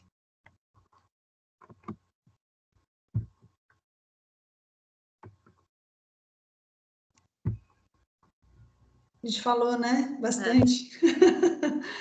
É isso. Obrigada, Laura, também, né? Patrícia, nós temos algumas pessoas querendo fazer perguntas, gente. Como o tempo já estourou alguns minutinhos. Eu já vou agradecer a presença de todo mundo e peço que quem quiser fazer a Patrícia, se você ainda tiver um tempinho aí, puder ficar. Aí quem quiser ouvir as respostas, são convidados a ficar, né? Mas para liberar e despedir quem está no aí, né? Já está gravado. Agradeço todo mundo a participação. Por mim, não, acho que é o microfone da Karina. Você pode silenciar, Karina, o seu. É porque da microfonia. Não, por mim Obrigada. tudo bem, por mim tudo bem. Se vocês quiserem, eu puder, enfim, ou se vocês quiserem mandar as perguntas também depois, não tem o menor problema. Tipo assim, pra mim também fica, tá tranquilo, mas os meninos eu já recebi aqui que tem alguns já querendo fazer algumas perguntas, então se vocês se puder responder agora, tranquilo, Não, senão a gente perfeito, vai posso depois. sim, posso sim. Então tá. Eu vou aproveitar, né? Eu vou furar a fila de todo mundo aqui, porque, gente, é uma pergunta que eu tô pensando assim, se não faz sentido ou não faz, mas eu preciso fazer aí. Sobre o substituto alimentar, é só para eu saber se entraria nessa classificação, se seria, tipo, até, sei lá, um concorrente antigo da Diet Shake, é uma coisa. Seria um substituto mesmo desse. Que seria tipo Sim, de mesma classe, assim, essas coisas? a única, então, a categoria, essa definição é essa mesmo, é um substituto Aham. de refeição. O ponto só é que quando a gente olhou para as composições de substituto, a gente se baseou numa recomendação que é aquela que eu mostrei para vocês, de 2016, que é do American Dietetic Association. Então, a diferença é que quando você olha a composição de macronutrientes, ela respeita a proporção de calorias, de carboidratos, proteínas e gorduras. A fonte de gordura é basicamente gordura monoinsaturada e gordura vegetal, e a fibra, que tem, e uma dieta hiperproteica. Então, ele atende às características do que seria um substituto de refeição, aquela que é substituir até 30% do total de calorias por dia na refeição, né? Outra coisa interessante que a gente colocou, que eu acabei esquecendo de mencionar, como o paciente pós-bariátrico tardio, principalmente, tem necessidade de receber, por exemplo, vitamina B12, por conta, muitas vezes, da redução, da retirada da produção do fator intrínseco, da impossibilidade. Então, a gente suplementou vitamina B12. Então, esse produto tem, em uma unidade dele, você já atende 100% das recomendações de B12 e 2 unidades, 200% da recomendação. Também a gente acrescentou mais vitamina D e zinco e alguns antioxidantes, como vitamina E, vitamina C, a própria vitamina A, para possibilitar um melhor aporte de micronutrientes, já que ele vai substituir 2 refeições, né? No caso da perda de peso ou da manutenção, uma refeição. Ótimo, explicadíssimo, obrigada. O Fábio também quer fazer pergunta. O Fábio pode abrir o microfone. Oi, boa noite. Estão me ouvindo? Tô sim. Ah, tá. Eu não consegui acenar no chat lá. Queria ter feito uma pergunta antes. Muito bem, Patrícia. Meu nome é Fábio, eu sou médico da Mais 60. Parabéns pela apresentação. Eu sou geriatra, né? E para a gente o desfecho assim mais importante, talvez, né? Talvez o desfecho mais importante que a gente quer para o paciente é funcionalidade, né? E aí o primeiro estudo que você mostrou lá me chamou a atenção, esse potencial ganho de funcionalidade com o HMB. Mas aí eu queria entender melhor isso, sabe? Porque é um desfecho tão importante para a gente. Você sabe me falar a escala que foi utilizada? Porque assim, na geriatria a gente pode medir funcionalidade, escala de Katz, escala de Lawton, né? AVD básica, instrumental, mas tem escalas de funcionalidade musculoesquelética, que talvez tenha mais associação, né? Sim. A MIF, a BAF. Os estudos, de uma maneira geral, eles usam as escalas relacionadas à atividade física, à musculoesquelética. Então, seguindo, você deve conhecer melhor do que eu o algoritmo de sarcopenia da Associação da Sociedade Europeia de Geriatria, que foi publicado, acho que em 2018, 2017, o último, né? O grupo do Krugentov. 2018, Então, revisão o 2019. primeiro ponto que, apesar de algumas discussões relacionadas ao SARC-F, mas a gente tem o SARC-F muito por conta da autoavaliação, muitas vezes o questionamento, mas a gente tem o SARC-F validado no Brasil pelo grupo de Pelotas. Então, um primeiro screening feito com o SARC-F, na sequência, também o uso da força de preensão palmar e do teste de sentar e levantar. Então, nesses estudos, eles usam, na sua maioria, preensão palmar, teste de sentar e levantar, associação daquela bateria curta de exercício, também, vários deles usam, especialmente o que eu falei para vocês, aquele do fratura de fêmur de 2017, que o pesquisador é o Ekinci, ele fez exercícios de, eu não lembro exatamente o nome, mas era aquele exercício de levantar a panturrilha com peso, sabe? Na recuperação, para avaliar a melhora da recuperação da força muscular no pós-operatório. E também circunferência de panturrilha, que a maioria dos estudos usou. Não foram escalas de funcionalidade relacionadas por exemplo, a atividades de vida diária. A grande maioria foi de teste de funcionalidade de músculo esquelético, seja de pressão palmar, seja a circunferência de panturrilha também, seja o teste de sentar e levantar, o get up and go, ou o teste de bateria curta de exercício. Também, também de velocidade de marcha. Vários deles usam, a grande maioria, essa metodologia. E, claro, que eu estou esquecendo de mencionar, também densitometria óssea.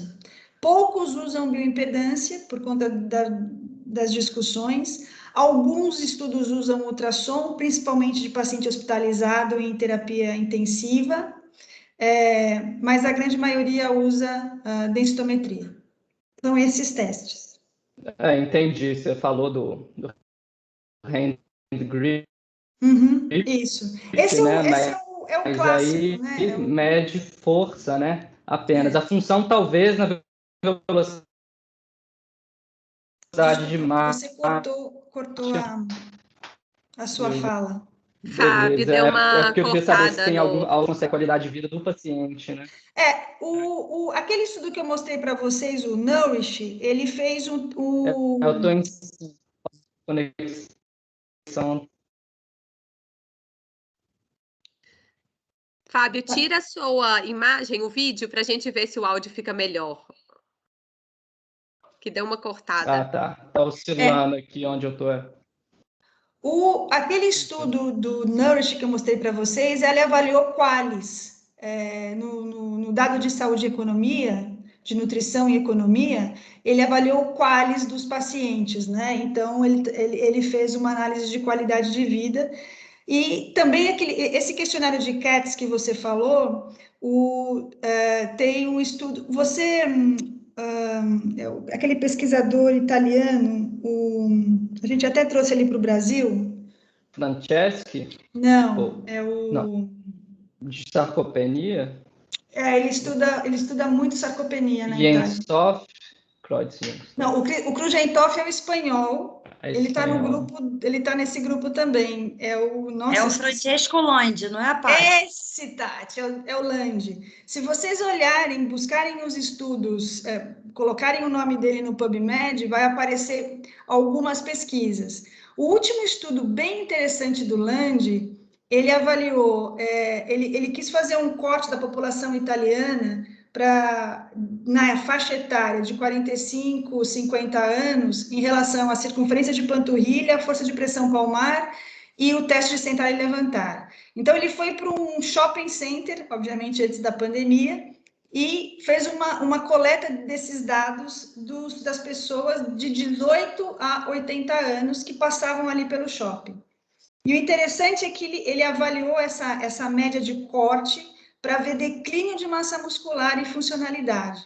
Então, que associou a essas três medições, né, de circunferência de panturrilha, teste de sentar e levantar e o de pressão palmar. Então, e essa analogia em relação à menor funcionalidade. Então, por isso que ele pode não ser teste de funcionalidade, mas eles se correlacionam ao declínio desses testes, se correlaciona à menor funcionalidade. Então, isso foi bem interessante nesse estudo do Landi. Se você depois quiser buscar, bem interessante os estudos dele nesse sentido.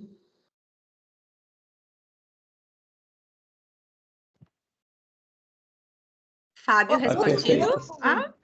Ponto só que eu queria falar com vocês em relação ao HMB, foi publicado um estudo o ano passado com uma quantidade menor de HMB, porque a grande maioria dos estudos falam 3 gramas por dia, né, divididos em 1,5 grama e 1,5 grama, por conta do potencial anabólico, né, para se manter o potencial anabólico ao longo do dia, então de se fracionar a proteína e também o HMB.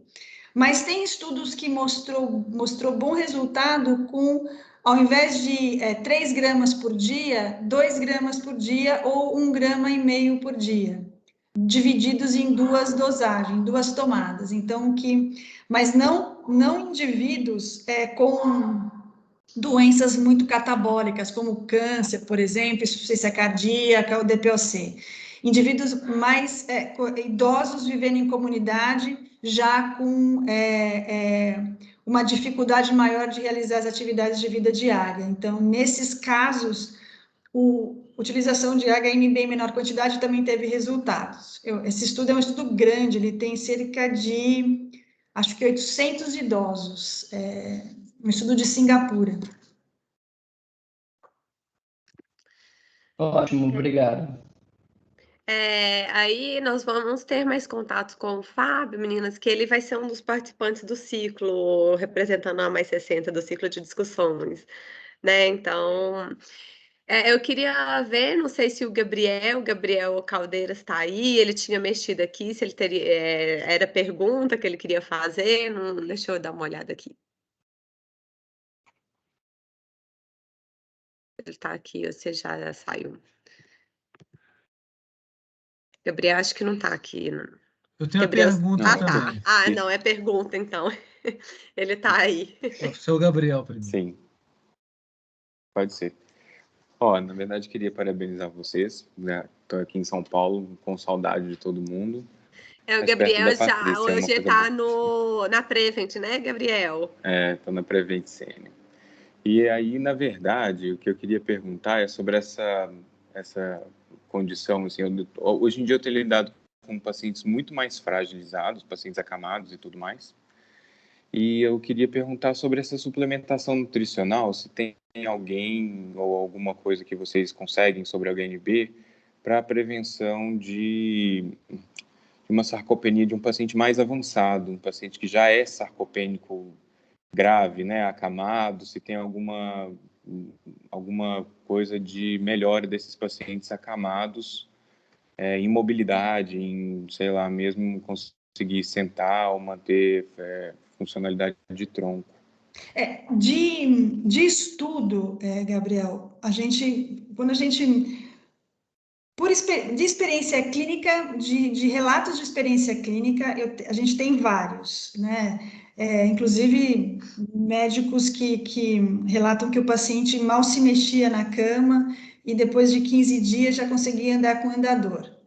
Agora, quando a gente coloca esses casos de sarcopenia grave ou caquexia em pesquisa, os resultados não são assim tão estatisticamente grandes, principalmente por conta do N dos pacientes, que não é tão grande. Mas você tem bons resultados. Eu não vou dizer para você que nos estudos, sarcopenia grave e caquexia, salta aos olhos. Mas os estudos que eu mostrei com câncer melhoram bem a resposta inflamatória exacerbada, ou seja, o paciente consegue utilizar aquele nutriente que ele está recebendo, porque diminui a proteólise causada por essa resposta inflamatória exacerbada. Então, isso melhora bem. Então, quando você mede citocina, ou quando você mede substâncias mais inflamatórias, leucotrienos, enfim, eles reduzem, né? Então, uma quantidade menor quando usa a suplementação com HMB. As caspases também, mas isso, a maioria, quando se avalia a caspase ou NF-kappa-beta, que são as substâncias mais proteolíticas, em estudos de cultura de célula cancerosa em animais. Agora, Essas substâncias, citocinas, leucotrienos, a gente vê em estudos humanos e com uma quantidade reduzida. Se os estudos que eu mostrei com paciente de câncer de cabeça e pescoço, eles associaram HMB e arginina com bons resultados. Essa aula eu posso mandar ela para a Daniela e você dá uma olhada depois nas referências, porque eu fiz uma pesquisa bem grande na literatura atrás de HMB e câncer. Tem uma pesquisadora no Brasil, ela chama Marília Zelander, ela é da USP aqui de São Paulo. Ela só estuda HMB e câncer, mas em cultura animal. Ela estuda há mais de 20 anos, e ela é a que eu discuti bastante sobre essa questão do mTOR, célula cancerosa, e que ela não vê nenhuma associação, porque tem muito oncologista que se preocupa com essa questão, né, e ela não encontrou nenhuma associação. Um outro aspecto do HMB, que ele se presta, que assim, os resultados dos estudos são excelentes, é paciente que passou por um processo de restrição ao leito muito grande, seja por conta de COVID, por exemplo, por conta de fratura, e aí a recuperação da cirurgia. Tem um estudo de 2013 que mostra senhoras que ficaram acamadas. O estudo foi dividido em 2 etapas. Uma primeira etapa que elas receberam durante a restrição ao leito. Ocorreu perda do músculo, mas bem menor comparado ao grupo que não recebeu HMB. E na segunda fase do estudo, que foram 8 semanas de reabilitação com exercício de resistência, ocorreu recuperação. Não foi o mesmo nível de músculo que elas tinham antes, porque elas não conseguiu a recuperação exata por conta da resistência anabólica, porque a gente sabe na literatura que o idoso não recupera, né, tudo aquilo que ele perde, mas elas recuperaram bem, acho que cerca de meio quilo a mais do que o grupo que não recebeu a suplementação do HMB. Então, esse composto bioativo é um composto novo na literatura, quando você olha para idoso, mas os resultados são consistentes, né? Quando você coloca na meta-análise, na que eu mostrei, tem uma heterogeneidade muito grande de resultados, o que dá um peso estatístico menor. Mas eu fiz se a gente fosse fazer uma analogia, eu faria uma analogia com vitamina D e osteoporose. Quando a gente olha na literatura de 50 anos, as pessoas imaginam vitamina D e osteoporose, né? E hoje não se discute mais. E essa analogia eu vejo daqui a alguns anos com o HMB, que a gente também não vai mais discutir que ele é importante para a recuperação do músculo no paciente idoso. E assim, na prevenção, né? Ou seja, na situação de baixa massa muscular, o resultado é muito melhor do que nessas situações de sarcopenia mais severa e fragilidade, né? Que está associada também a questão da sarcopenia. Mas tem resultados, mas não é não salta aos olhos quando a gente fala de pesquisa clínica. Mas na questão da experiência clínica, a gente tem bons relatos da utilização.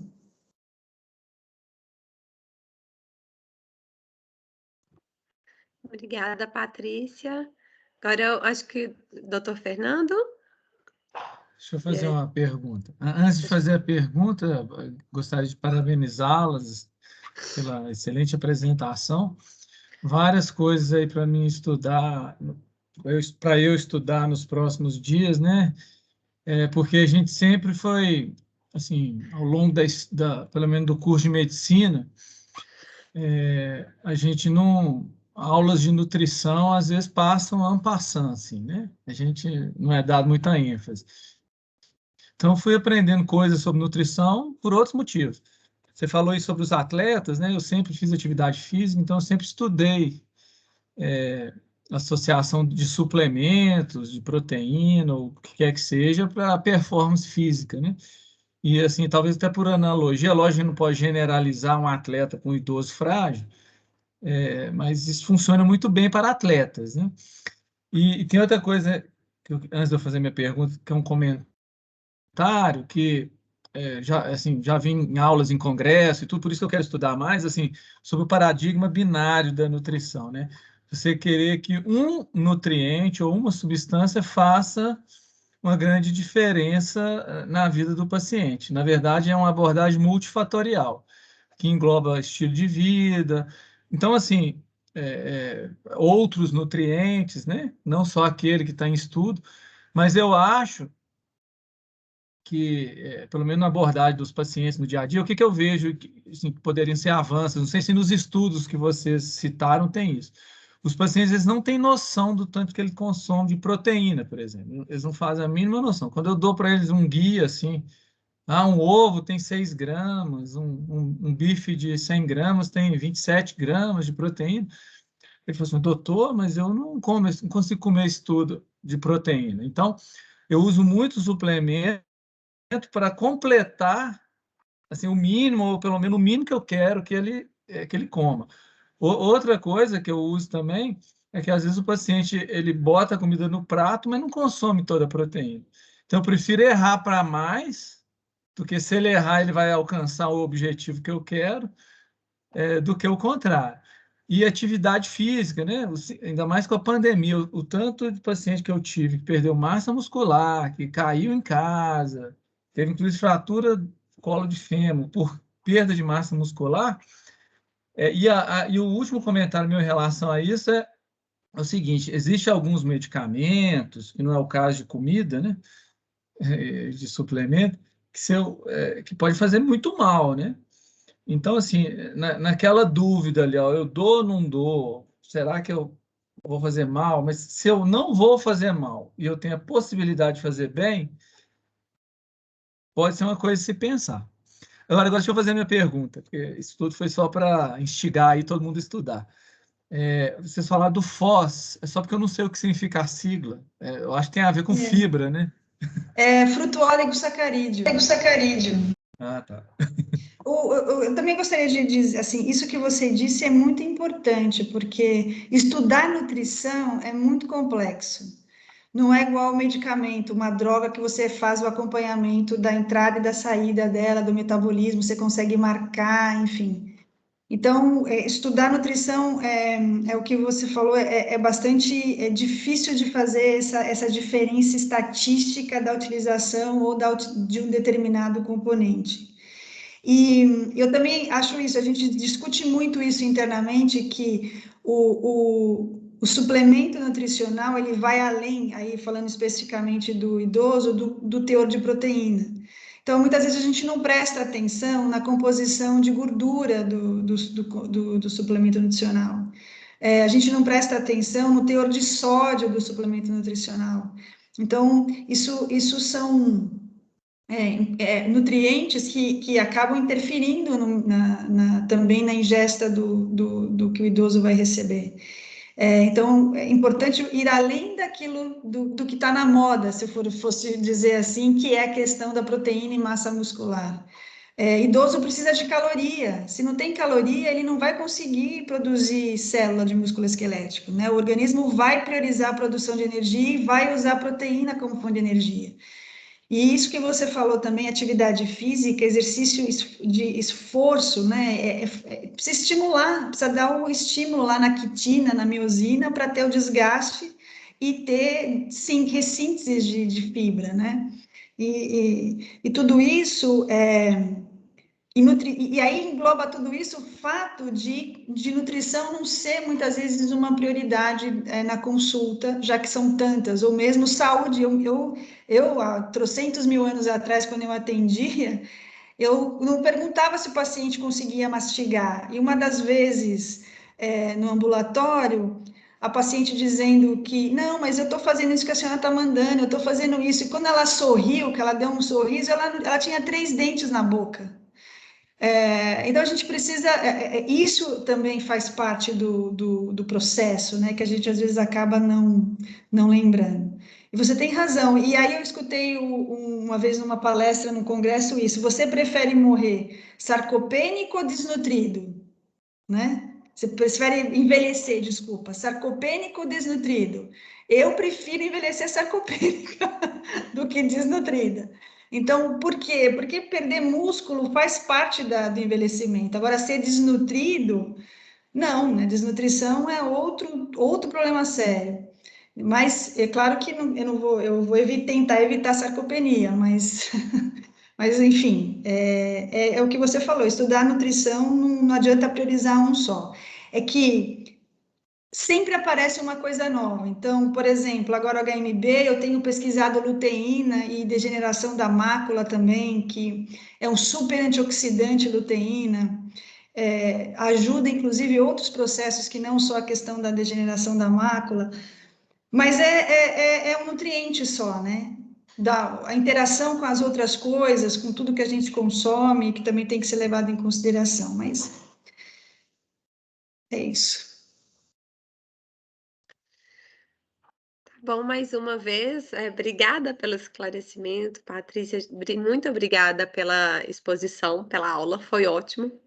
E agora eu vou encerrar aqui, né? Encerrar com todo mundo.